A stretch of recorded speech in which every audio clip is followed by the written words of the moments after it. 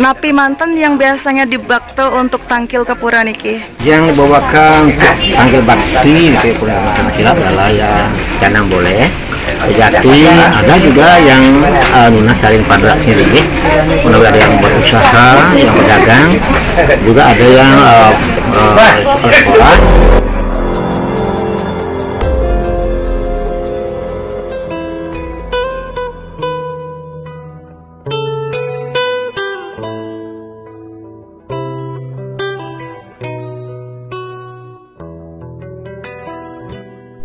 Pemirsa, Pura Luhur Candi Narmada Tanah Kilap dan Pasar merupakan salah satu pura besar yang kerap dikunjungi umat Hindu di Bali. Tak hanya umat Hindu, pura ini ternyata juga sering dikunjungi umat dari agama lain selain Hindu. Pura Luhur Candi Narmada Tanah Kilap berlokasi di Desa Pemukan dan Pasar. Pura ini terletak di Muara Tukat atau Sungai Badung 600 meter arah ke selatan Jalan Bypass Ngurah Rai dan Pasar. Baik pemirsa, saat sekarang ini saya berada di Pura Tanah Kilap di Candi Narmada, di mana Pura Tanah Kilap diyakini sebagai tempat pelinggihan daripada Ratu Niang Sakti dan sekaligus riwayat historikal daripada perjalanan Dang Hyang Mirarte ke Tanah Bali. Pura Luhur Candi Narmada Tanah Kilap ini telah melalui prosesi upacara peresmian atau pembelaspasan pengetek linggih yang dilakukan pada 20 Juli 1997. Pura ini termasuk sebagai pura Dangkayangan, merupakan ista dewata Hyang Widiwasa dengan perbawa atau manifestasinya sebagai Dewi Kemakmuran. Pura ini tidak pernah sepi dari pemedak. Mereka rata-rata nelayan dan pedagang. Pura ini memiliki jejak sejarah yang panjang. Berawal dari sebuah pelinggih di atas karang, setelah Bendege Pansantang mesesangi atau memiliki kaul. Setelah mendapatkan ikan melimpah, maka ia akan mewujudkan kaulnya itu. Pura Luhur Candi Narmada Tanah Kilap berlokasi di perbatasan Kabupaten Badung dan Kota Denpasar, tepatnya di Muara Tukat Badung di Jalan Bypass I Gusti Ngurah Rai Denpasar. Diyakini yang berstana ide Ratu Betari Niang Sakti sebagai Dewi Kemakmuran. Sebelum berdiri megah seperti saat sekarang ini, Pura Luhur Tanah Kilap ini sudah ada, namun masih berupa pura sederhana. Sejarah pura ini tertulis dalam lontar yang ditemukan di Keria Gede Gunung Bau Muncan Karangasem.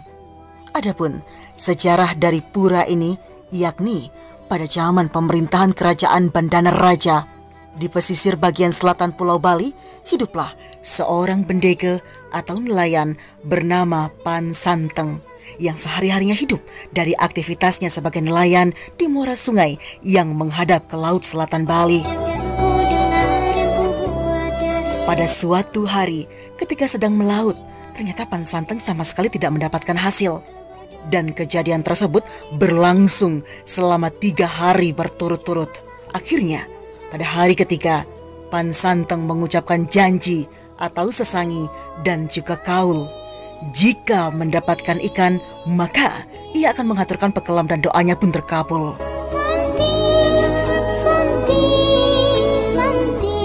Dan untuk menepati janjinya tersebut, Pansanteng membangun pelinggih di atas batu karang.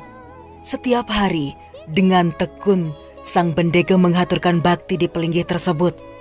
Seiring dengan semakin banyaknya hasil tangkapan yang diperolehnya, hingga suatu hari Pansanteng mendapatkan sabda jika pelinggih tersebut adalah tempat stana Ida Brahma Putri dari Patni Kenitan yang bernama Ida Aingurah Saraswati Swabawa.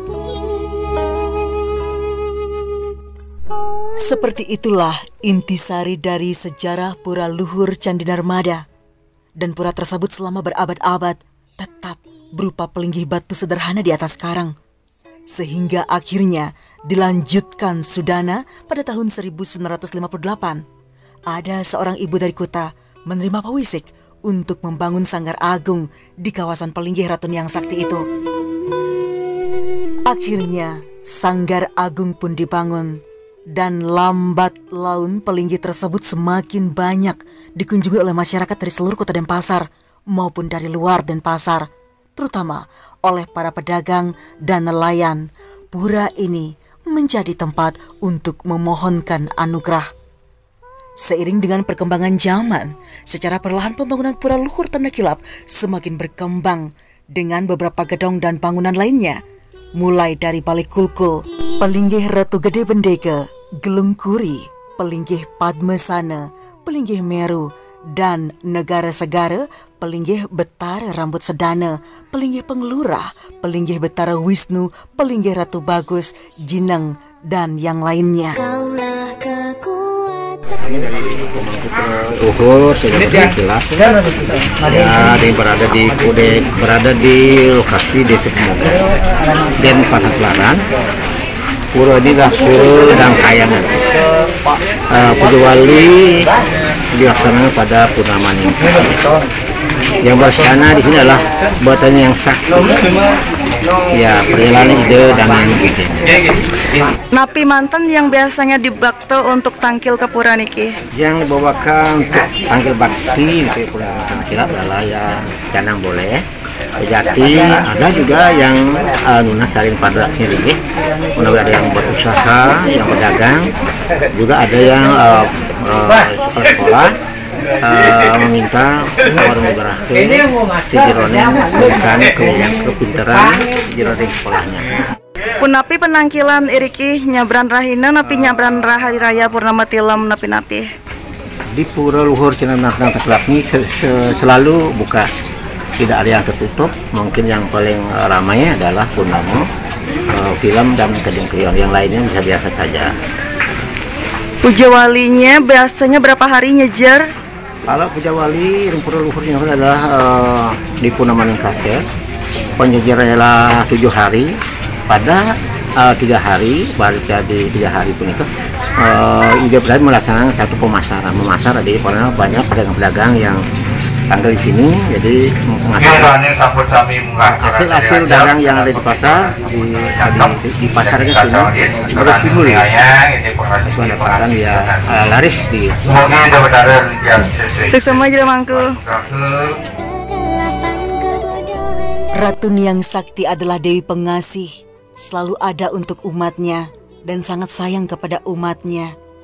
Beliau menuntun umat yang kebingungan untuk mencari kebenaran dirinya, dan beliau senang dekat kepada umat yang ingin mengabdikan dirinya di jalan Dharma. Kemudian di areal Palemahan itu juga terdapat pelinggih lain, yakni Pelinggih Pesimpangan Betara Dalempet yang terletak di sebelah timur. Pelinggih dan pura yang ada ini adalah satu kesatuan di Pura Luhur Candi Narmada Tanah Kilap. Pura Pesimpangan Penataran Dalempet itu adalah pura untuk memuja Tuhan Yang Maha Kuasa sebagai pencipta dari unsur purusa dan pradana. Purusa adalah kekuatan jiwa atau daya spiritualitas yang memberikan nafas kehidupan pada alam dan segala isinya. Pradana adalah kekuatan fisik material atau daya jasmaniah yang mewujudkan secara nyata kekuatan purusa tersebut. Karena itulah umat Hindu berbondong-bondong bersembayang ke pura dalam penataran Pet untuk mendapatkan keseimbangan daya hidup, baik daya spiritual maupun daya fisikal. Karena hanya keseimbangan peran dan fungsi rohani serta jasmani itulah hidup yang harmonis di bumi ini dapat dicapai. Pemujaan Tuhan sebagai pencipta unsur purusa dan pradana ini divisualkan dalam wujud pemujaan di Pura Pesimpangan Penataran Dalempet ini.